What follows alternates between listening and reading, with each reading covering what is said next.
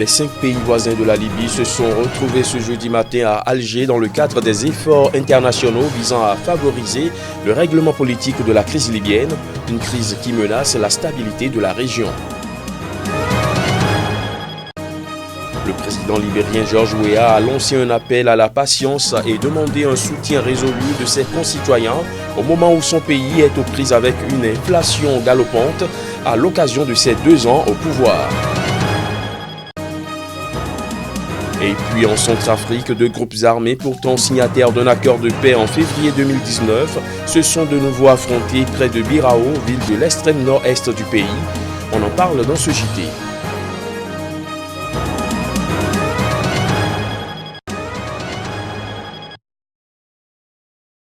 Cette rencontre régionale à l'initiative de l'Algérie a débuté en milieu de matinée par une prise de parole de chacun des participants et s'est poursuivie à huis clos. Elle réunit les ministres des Affaires étrangères de la Tunisie, de l'Égypte, du Tchad ainsi que des diplomates du Soudan et du Niger. Était également présent le ministre allemand Heiko Maas qui doit informer les participants des résultats du sommet international de Berlin qui s'est tenu dimanche dernier, sommet au cours duquel il a été promis de respecter un embargo sur les armes et de ne plus interférer dans les affaires intérieures libyennes. Le chef de la diplomatie du Mali assiste, lui, à la rencontre d'Alger au vu des implications de la crise libyenne sur son pays. En revanche, le Maroc était le grand absent. Soucieuse de rester à égale distance des 2 camps et hostile à toute ingérence étrangère, les autorités algériennes ont multiplié les consultations pour tenter de contribuer à une solution politique en Libye. Partageant près de 1000 km de frontières avec ce pays et vu comme un acteur clé en vue d'un règlement des crises en Libye et au Sahel, l'Algérie a reçu mardi le chef de la diplomatie française, Jean-Yves Le Drian, qui s'est félicité des initiatives diplomatiques algériennes. Le président turc Recep Tayyip Erdogan, qui soutient le gouvernement d'union nationale en Libye, est quant à lui attendu dimanche à Alger.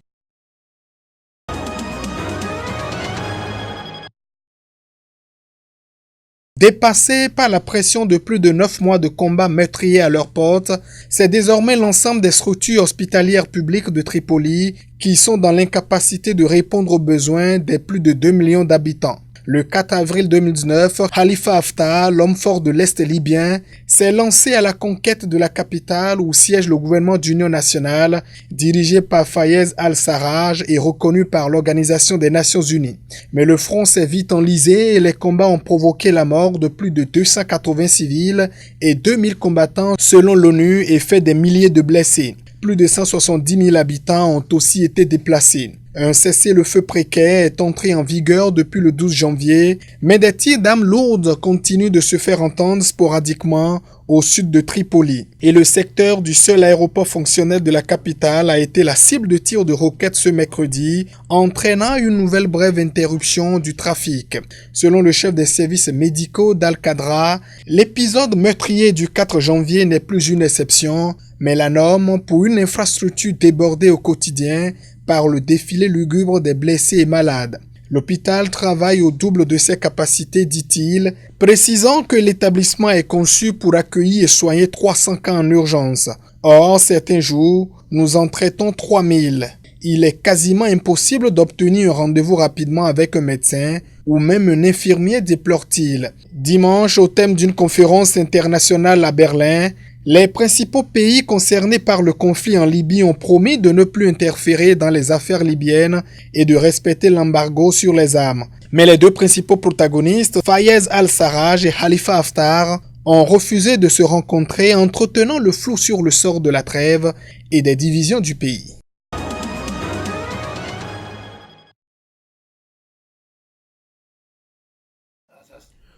L'ancien footballeur avait pris ses fonctions le 22 janvier 2018 en affirmant qu'il allait relancer l'économie et créer des emplois. Mais le pays fait face désormais à une inflation d'environ 30% selon la Banque mondiale.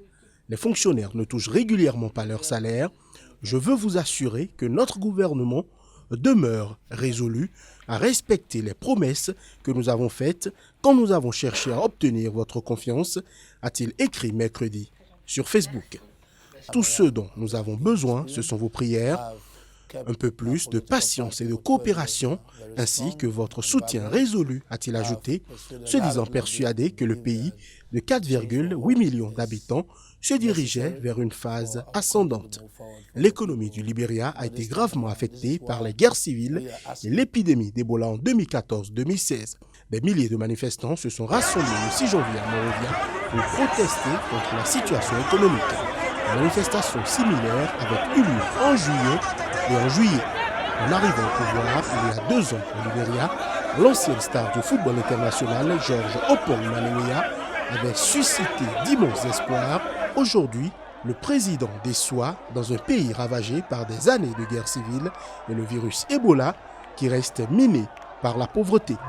Environ la moitié des 4,8 millions de Libériens vivent avec moins de 1,90 $ par jour, selon des chiffres de la Banque mondiale.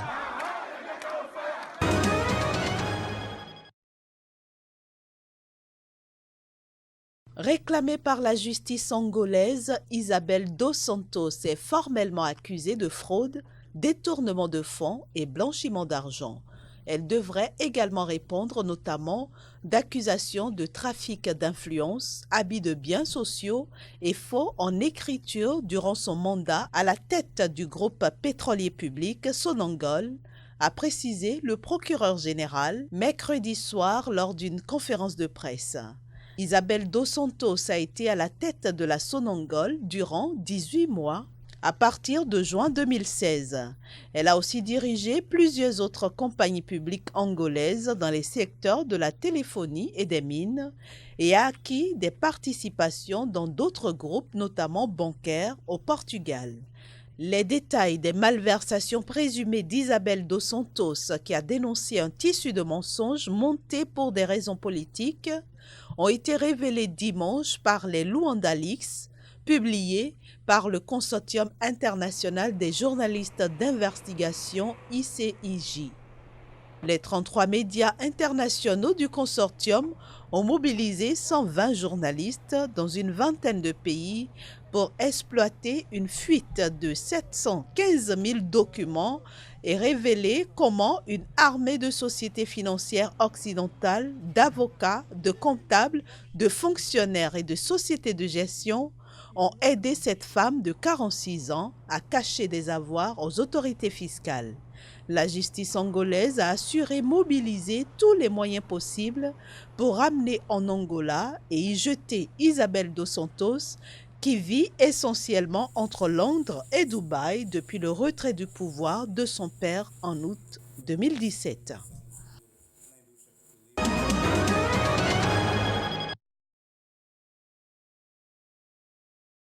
Selon plusieurs humanitaires présents sur place, Birao connaît une accalmie après 2 jours d'affrontements, lundi et mardi, mais la situation autour de la ville reste particulièrement tendue. Birao, stratégique de par son emplacement près de la frontière entre la Centrafrique et le Soudan, par lequel circulent de nombreuses marchandises, est la cible depuis juillet 2019 de 2 groupes armés, le Mouvement des libérateurs centrafricains pour la justice MLCJ et le Front populaire pour la renaissance de la Centrafrique FPRC. Ces 2 groupes avaient signé en février 2019 l'accord de paix de Khartoum qui a ramené un calme précaire dans le pays ravagé par la guerre civile. Mais les affrontements entre eux et les tensions ethniques qu'ils attisent avaient poussé la plupart des habitants de Birao à fuir la ville pour se rendre dans un camp de déplacés près d'une base de la MINUSCA. Après une accalmie depuis novembre, la reprise des affrontements cette semaine a poussé les membres de l'ethnie Kara, qui composent la majorité des combattants du MLCJ, à quitter le camp sur fond de tension avec les communautés Sara et Haoussa, également présentes dans le camp, et accusées de soutenir le FPRC. La MINUSCA n'est pas en mesure d'établir un bilan des combats de lundi et mardi, mais le FPRC affirme avoir perdu 2 hommes, dont un commandant.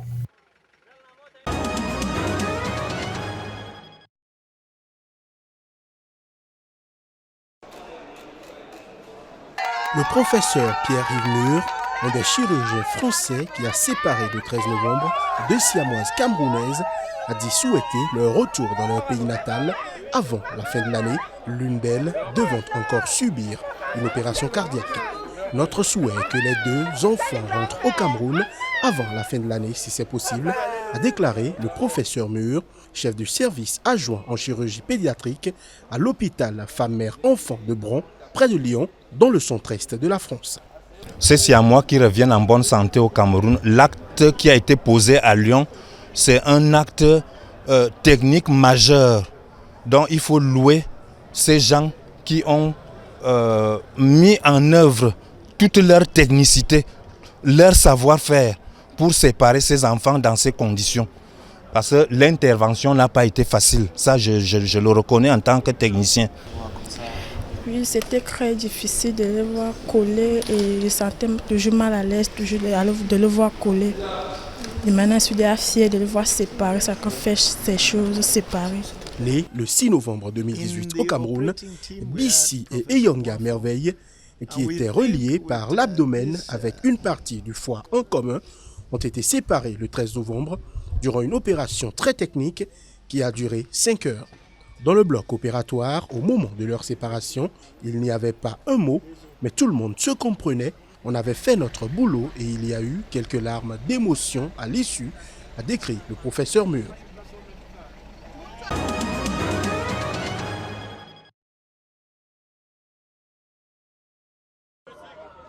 Le drame s'est produit dans la plus grande ville de l'État de Washington. À en croire un témoin, 2 hommes qui se disputaient de vive voix à Silt ont commencé à se tirer dessus. Les balles ont touché des passants. Une femme a été tuée, a annoncé la chef de la police à la presse. On dénombre aussi plusieurs blessés. Sur son compte Twitter, la police a précisé qu'elle a ouvert une enquête. Elle recherche le suspect qui a pris la fuite et pendant ce temps, des médecins prodiguent des soins aux blessés qui sont au nombre de 7. Parmi eux, un garçon de 9 ans, une femme de 55 ans touchée au ventre et le garçon touché au pied sont dans une situation grave, a déclaré le porte-parole de l'hôpital. Les 5 autres victimes des hommes sont dans un état stable. Cet incident dans cette ville de Washington porte à 3 le nombre de fusillades ces 2 derniers jours dans cette zone. La police a lancé une chasse à l'homme pour retrouver le suspect et a demandé à la population d'éviter de côtoyer la zone.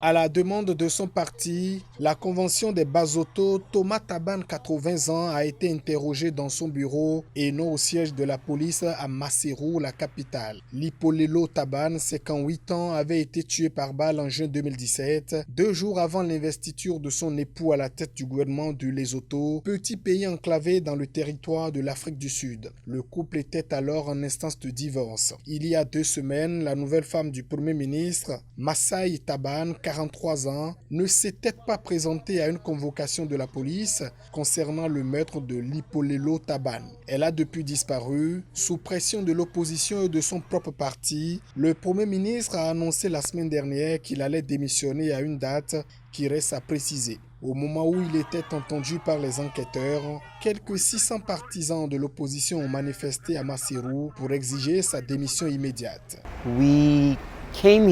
Nous sommes venus ici pour une marche de protestation afin d'exiger la démission immédiate du Premier ministre. Il y a des raisons pour lesquelles nous voulons qu'il démissionne immédiatement. La première est qu'il ne respecte pas l'état de droit. Dans ce gouvernement, 60 personnes ont été déjà tuées en garde à vue.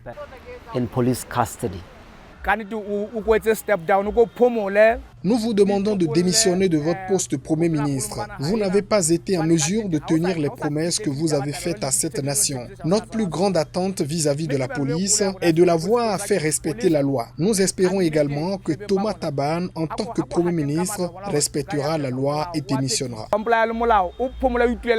L'ancien chef de la police, Olomo Molibeli, avait accusé le Premier ministre d'être impliqué dans le meurtre de son ex-épouse, ce qui lui avait valu d'être limogé. Le Lesotho a une longue histoire d'instabilité politique, illustrée par des coups d'État militaires en 1986 et 1991.